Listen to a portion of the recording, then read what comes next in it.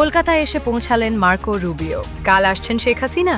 এদিকে ডক্টর ইউনূসের বিরুদ্ধে নোটিশ দিয়ে আন্তর্জাতিক আদালতে মামলা। 4 দিনের ভারত সফরে গিয়েছেন মার্কিন পররাষ্ট্রমন্ত্রী মার্কো রুবিও। আর শনিবার সকালে কলকাতায় পৌঁছেছেন তিনি। মার্কো রুবিও ভারত সফরে আসার আগে ভারত এমন একটা পরিবেশ তৈরি করছে যাতে আলোচনা শুরু হওয়ার আগে ভারতের টেবিলে আলোচনার সকল বিষয়গুলো ভারতের পক্ষে থাকে। সেই কারণে আওয়ামী লীগের তৎপরতা বাংলাদেশে অনেক বেড়ে গিয়েছে, শেখ হাসিনা তৎপরতা বেড়ে গিয়েছে এবং বাংলাদেশের মধ্যে অস্থিতিশীল পরিবেশও অলরেডি তৈরি হয়ে গিয়েছে। অজিত দোভালের সঙ্গে তুমুল তর্কাতর্কি লেগে যায় শেখ হাসিনার। তিনি অজিত দোভালকে রীতিমতো ধমকান। গতকালকে তার মাত্রাটা ছিল একেবারে, অন্যদিন যদি 30-40 থাকে, গতকালকে ছিল 100। টিকা সংকট নিয়ে অন্তর্বর্তী সরকারকে 10 বার সতর্ক করেছিল ইউনিসেফ, দিয়েছিল 5টি চিঠি। তবে হামের প্রাদুর্ভাব নিয়ে কিছু বলা হয়নি। একটি দুটি নয়, অন্তত 10টি জরুরি বৈঠক করেছিলেন ইউনিসেফের বাংলাদেশ প্রতিনিধি রানা ফ্লাওয়ার্স। তাতেও মন গলেনি অন্তর্বর্তী সরকারের উপদেষ্টা ও উচ্চপদস্থ কর্মকর্তাদের। ফলাফল এক ভয়াবহ ট্র্যাজেডি। যে শিশুদের চঞ্চলতায় মুখরিত থাকার কথা ছিল পুরো ঘর, যাদের মুখে থাকার কথা ছিল এক শিল্পে নিষ্পাপ হাসি, আজ তাদের অনেকেই হাসপাতালের বিছানায় শুয়ে যন্ত্রণায় ছটফট করছে। কেউ কেউ লড়ছে জীবনের শেষ যুদ্ধটা, আর শত শত শিশু চিরতরে চোখ বুজেছে এই পৃথিবী থেকে। আসসালামু আলাইকুম দর্শক, সিগন্যাল বিডি চ্যানেলের নতুন একটি গুরুত্বপূর্ণ নিউজ ভিডিও নিয়ে আপনাদের মাঝে হাজির হলাম। প্রিয় দর্শক, বাংলাদেশের বর্তমান রাজনৈতিক প্রেক্ষাপট জানতে যারা এই ভিডিওটিতে ক্লিক করেছেন তাদের সবাইকে বলবো আপনারা ধৈর্য সহকারে পুরো ভিডিওটি দেখতে থাকুন, কারণ এই ভিডিওটিতে এমন কিছু তথ্য বা উপাত্ত শেয়ার করা হয়েছে যা জানলে আপনারা অবাক হবেন। প্রিয় দর্শক, ইতিমধ্যে আপনারা অনেকগুলো ভিডিওর অংশ বিশেষ দেখে নিয়েছেন এবং আশা করি দেখেই বুঝতে পেরেছেন আজকের ভিডিওটি কতটি গুরুত্বপূর্ণ এবং আকর্ষণীয় হতে চলেছে। এখনো যারা আমাদের চ্যানেলটি সাবস্ক্রাইব করেননি তাদের সবাইকে বলবো আমাদের চ্যানেলটি সাবস্ক্রাইব করে পাশে থাকা বেল আইকনটা অন করে দিবেন। আর যারা ইতিমধ্যেই সাবস্ক্রাইব করেছেন তাদেরকে অসংখ্য ধন্যবাদ। তো প্রিয় দর্শক, চলুন আর কথা বাড়াবো না, একটি লাইক দিয়ে মূল ভিডিওতে যাওয়া যাক। সবাইকে চমকে দিয়ে 24 তারিখের বদলে 23 তারিখ আর দিল্লির বদলে কলকাতায় এসে নামলেন মার্কিন বিদেশ সচিব মার্কো রুবিও। রাত্রিবেলায় ঘটনাটি জানা যায়, তিনি কলকাতার উদ্দেশ্যে প্লেনের গতিমুখ ঘুরিয়ে দিয়েছেন। এখন তার কলকাতা আসার উদ্দেশ্য কি, কার সঙ্গে দেখা করবেন না করবেন এ সম্পর্কে কিচ্ছু জানা যায়নি। তার যে শিডিউল ছিল সেই শিডিউলের সম্পূর্ণ উল্টো দিকে তিনি চলে গিয়েছেন। কথা ছিল আগে দিল্লি যাবেন, তারপর সেক্ষেত্রে আগ্রা, জয়পুর এই সমস্ত দেখবেন, শেখ হাসিনার সঙ্গে কথা বলবেন, তারপর তিনি কলকাতা আসবেন। এটা ছিল মানে সরকারিভাবে যেটা জানানো হয়েছিল তার সফরসূচি, সেটা বললাম। এখন সেটাকে সম্পূর্ণ উল্টে দিয়ে তিনি হঠাৎ করে তিনি কলকাতা চলে গেলেন। এখনো তিনি কলকাতা আসার পর বিস্তারিত খবর কিচ্ছু পাওয়া যায়নি, আমি বিস্তারিত কোনো খবর আপনাকে দিতে পারবো না। কিন্তু তার এই মার্কো রুবিওর আসা নিয়ে এবং শেখ হাসিনার সঙ্গে তার কথা হওয়া নিয়ে আমাদের এনএসএ অজিত দোভালের সঙ্গে তুমুল তর্কাতর্কি লেগে যায় শেখ হাসিনার। তিনি রীতিমতো ধমকেছেন, তিনি তো ধমকানি, তিনি অজিত দোভালকে রীতিমতো ধমকান। গতকালকে তার মাত্রাটা ছিল একেবারে, অন্যদিন যদি 30-40 থাকে, গতকালকে ছিল 100। মানে এরকম কথা তুমি কও কি কইরা, এই ধরনের কথা। তো ঘটনাটা কি হয়েছে আগে বলি। মার্কো রুবিওর সঙ্গে কথা বলার জন্য তাকে অনুরোধ করা হয়েছিল যে আপনি মার্কো রুবিওর সঙ্গে কথা বলুন, কারণ আমরা ব্যাকডোর চ্যানেলে আমরা একটা দ্বিতীয় পথ খুঁজছি, যেখানে ভারতের সঙ্গে মার্কিন যুক্তরাষ্ট্রের একটা প্যারালাল একটা গভর্নমেন্ট যেটা আছে সেই গভর্নমেন্টের সঙ্গে আমরা নেগোসিয়েট করছি। সেটা ভারতের ক্ষেত্রে, বাংলাদেশের ক্ষেত্রে দুটোই। সেইখানেই বেঁকে বসেন আমাদের বাংলাদেশের প্রধানমন্ত্রী শেখ হাসিনা। তার একটাই কথা, যারা আমার দেশকে করদ রাজ্যে পরিণত করেছে, যারা আমায় উৎখাত করেছে, যাদের জন্য আমার দেশে এত মানুষের রক্ত ঝরেছে, তাদের সঙ্গে আমি কেন বৈঠক করব? অজিত দোভাল এই নিয়ে 2-4টে কথা বলতে গেলে তিনি আরো ধমকান যে দেশটা আমার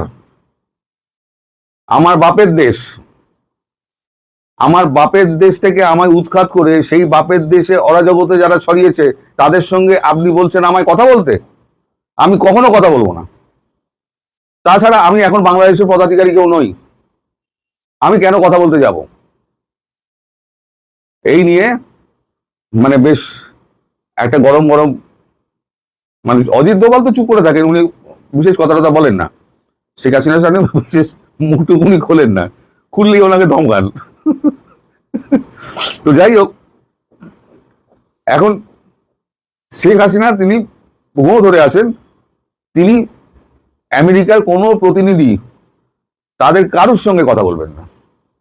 তার বক্তব্য, আমি দেশে ফিরি, যদি আমি ক্ষমতায় বসি তখন আমি ভারত বাংলাদেশ মার্কিন যুক্তরাষ্ট্রের ব্যাপারে আমি কথা বলবো, কিন্তু তার আগে ওই করদ রাজ্যের চুক্তি ওটা আমি কুচি কুচি করে ফেলবো। তারপরে যদি তারা মনে করে যে হ্যাঁ আমার সঙ্গে কথা বলতে তারা আসছেন বা মানে রাজি আছেন, তাহলে অবশ্যই কথা হবে। কিন্তু যতক্ষণ না পর্যন্ত ওই চুক্তি আমি কুচি কুচি করে ফেলছি, ততক্ষণ পর্যন্ত আমার সঙ্গে মার্কিন যুক্তরাষ্ট্রের কোনো সম্পর্ক নেই।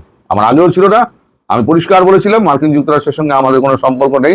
আমি দরকার হলে মার্কিন যুক্তরাষ্ট্রে যাব না, এবং মার্কিন যুক্তরাষ্ট্রে যদি আমার অন্য দেশে যেতে হয় মার্কিন যুক্তরাষ্ট্রকে এড়িয়ে চলে যাব। এটা উনি নাকি আগে বলেছিলেন, আমি জানি না, আপনারা ভালো বলতে পারবেন। তো এই নিয়ে গতকালকে নাকি প্রচুর, আধ ঘন্টা 45 মিনিট নাকি প্রচুর চাপান উতর চলে। তারপর হাল ছেড়ে আমাদের অজিত দোভাল বেরিয়ে যান, বলেন আপনার যেটা ইচ্ছা আপনি সেটাই করবেন, আমরা আর জোর করে আপনাকে কি করবো বলে উনি বেরিয়ে যান। এখন হচ্ছে গতকালকে শুভেন্দু গিয়েছিলেন দিল্লি, পরশুদিনকে দিল্লি গিয়েছেন, পরশুদিন দিল্লি গিয়ে অমিত শাহের সাথে দেখা করেছেন, গতকালকে মোদিজির সঙ্গে দেখা করেছেন। আমি বলেছিলাম মোদিজির সঙ্গে দেখা করলে পরে উনি অর্থনৈতিক প্যাকেজ চাইবেন, কারণ রাজ্যের কোষাগারের যে অবস্থা করে রেখে দিয়েছে, 8 লক্ষ কোটি টাকা দেনা করে রেখে দিয়েছে, রাজ্য চালাবার মতো পয়সা নেই। কেন্দ্রের সহযোগিতা ছাড়া মোদিজি সেই টাকা দেওয়ার ব্যাপারে রাজি হয়েছেন, এবং সমস্ত যে দেনাগুলো আছে সেই দেনাগুলো কি করে মুকুব করা যায় সে ব্যাপারেও তিনি মন্ত্রী পরিষদের সঙ্গে কথাবার্তা বলে একটা সিদ্ধান্ত নেবেন বলে উনি জানিয়েছেন। তো এখন মোদিজি কতগুলো কাজ দিয়েছেন শুভেন্দুকে, সেটা হচ্ছে আমাদের বর্ডার ফেন্সিং যেটা শিলিগুড়ি থেকে হচ্ছে, সেই সমস্ত জায়গায় বিএলআরও যারা আছেন তাদেরকে সঙ্গে নিয়ে এই আমাদের ডিজিবিএসএফ এবং আমার আসাম রাষ্ট্রীয় রাইফেলস তাদের সঙ্গে উনি কথা বলবেন ওইখানে গিয়ে। তা এই সমস্ত ঝামেলার মধ্যে শুভেন্দু কিছুটা থাকবেন। এখন তিনি কবে ফ্রি হবেন এবং কবে শেখ হাসিনার সঙ্গে তার কথাবার্তা হবে সে ব্যাপারে কিন্তু এখনো জানা যায়নি, কিন্তু শেখ হাসিনা কলকাতা আসছেন এটা নিশ্চিত। ওনার জন্য একটা বাড়ি দেখা হয়েছে, বাড়িটা মোটামুটি আপনি বলতে পারেন আপনাদের সীমান্তের প্রায় কাছাকাছি। এখন ঘুরতে ঘুরতে যদি সীমান্তের ওদিকে চলে যান, যেমন বেনাপোল সীমান্তের ওদিকে উনি চলে গেলেন, আখাউড়া বা বেনাপোল যে কোনো একটা সীমান্তে, আখাউড়ে যাবেন না, আপনি গেলে ফোনকা সীমান্তে যাবেন, তাহলে কি অবস্থা হবে বুঝে দেখুন। এমনি কলকাতা আসছে শুনলে পরে এমনি হার্ট অ্যাটাক হয়ে যাবে, কলকাতা উপস্থিত হলে আইসিইউতে সব ভর্তি হয়ে যাবে। তারপরে উনি যদি আবার ওই সীমান্তের দরজায় গিয়ে দাঁড়ান আর পেছনে হাজার হাজার বজরং দল যদি ওনাকে ঘিরে থাকে, তাহলে পরে কি অবস্থার সৃষ্টি হতে পারে। এখানে ভারতের একটা খেলা রয়েছে, ভারতের খেলা হচ্ছে ওই যে আমি বলেছিলাম না পুতুল নাচ নাচাবো না, দড়ি ধরে পুতুল নাচ নাচাচ্ছে তারেক রহমান অ্যান্ড কোম্পানিকে। তা শেখ হাসিনা বলেছেন যে আমার দেশের যত মানুষ মারা গিয়েছে, যত শিশু মারা গিয়েছে, তার জন্য যারা দায়ী তাদেরকে আমি ফাঁসিতে লটকিয়ে ছাড়বো, আমি কাউকে ছাড়বো না। আজকে একটা উন্নয়নশীল দেশের একটা তকমা পেতে যাচ্ছিল, সেই দেশটাকে রসাতলে পাঠিয়েছে ইউনুস গ্যাং এবং হচ্ছে বিএনপি, বিশেষ করে তারেক রহমান। ইউনুসকে জোর করে ক্ষমতা বসানো হয়েছিল, ঠিক আছে সেটা মানলাম, কিন্তু তারেক রহমান কি করছেন? তিনি তো পুরো পাকিস্তান আর তার তুর্কিকে তিনি ডেকে আনছেন, যে পাকিস্তানকে আমি মানে আমার মাটিতে পা দিয়ে দিতাম না, সেই পাকিস্তানকে উনি ডেকে এনেছেন। উনি আবার যাচ্ছেন চীনে, এমন প্রধানমন্ত্রী যে 1.5 মাস 2 মাস হয়ে গেল যার একটা বিদেশ সফর হলো না, তাকে কে মানে? আমি আসছি, এসে আমি দেখাবো মজা, এটা হচ্ছে ওনার শেষ কথা। তবে উনি কলকাতা আসছেন, কোথায় উঠবেন সঠিক ঠিকানা আমিও জানি না, তবে সীমান্তের কাছাকাছি কোনো একটা সেফ হাউস দেখা হয়েছে, সেখানেই উনি থাকবেন।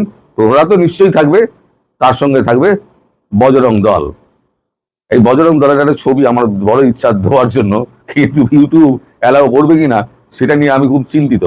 লাস্টে আবার স্ট্রাইকটা মেরে দেয়, তার জন্যই আমি আর ওই ছবিটা দেখাই না। আপনারা যদি পারেন গুগল সার্চ করে বজরং দল একবার সার্চ করে দেখে নেবেন যে তারা কি ধরনের জিনিস, মানে একেবারে 1 নম্বর মাল যাকে বলে, টস টস করছে।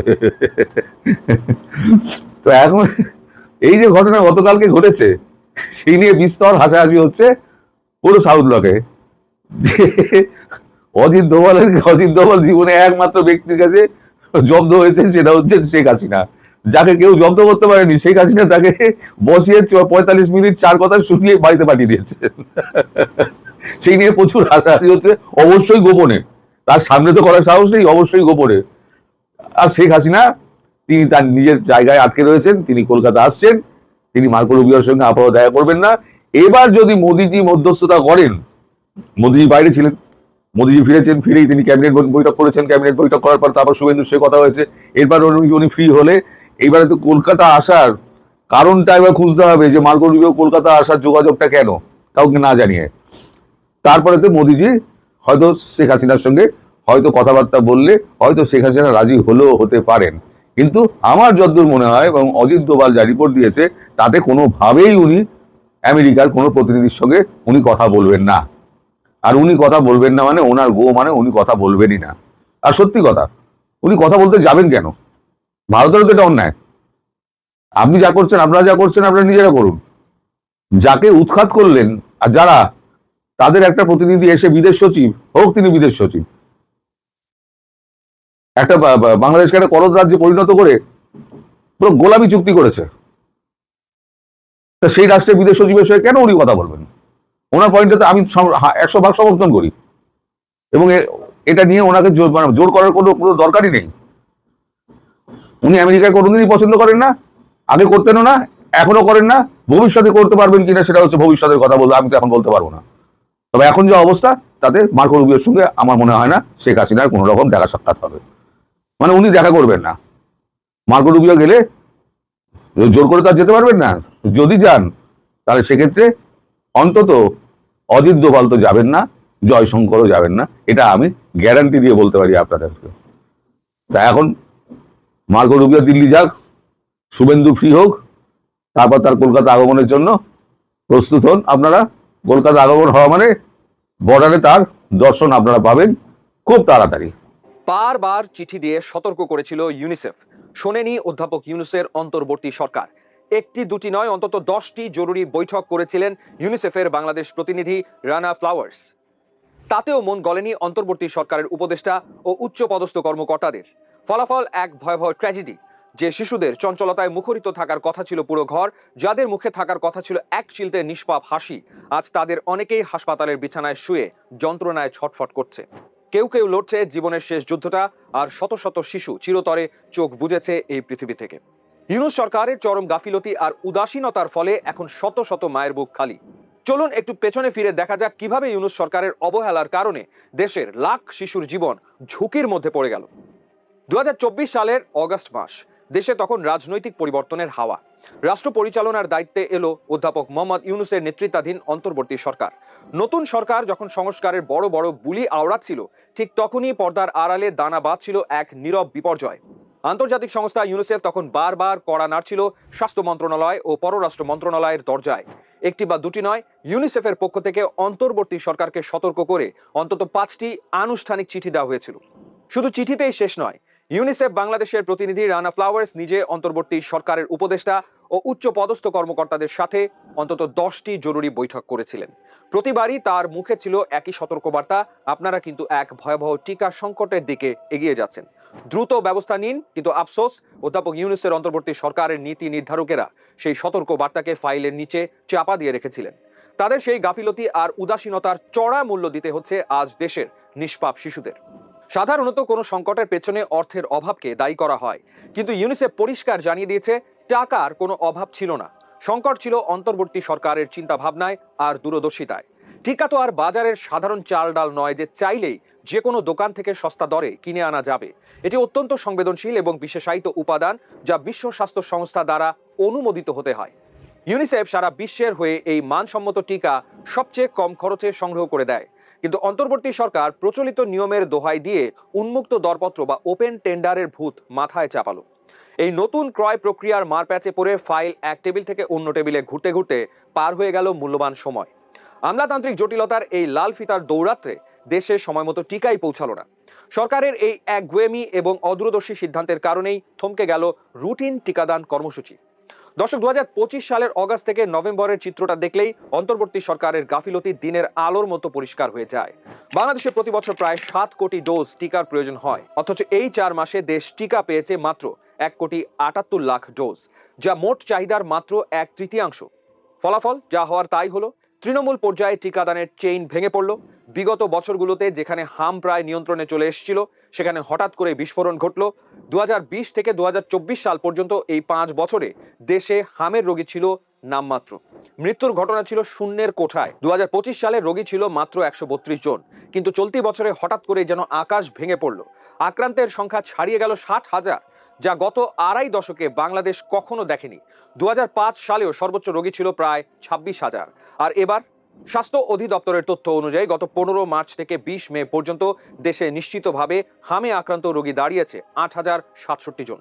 তাদের মধ্যে মারা গেছে 80 জন।